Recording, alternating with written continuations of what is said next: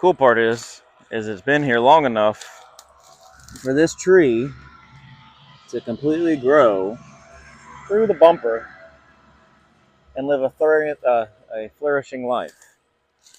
And not just that one, but this tree as well.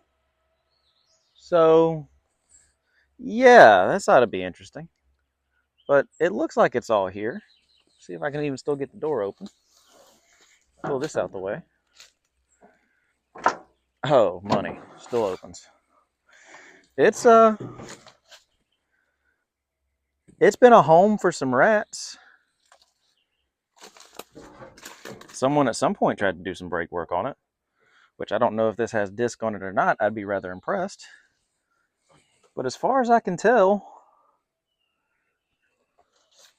it's all here. Let's see if we can move it.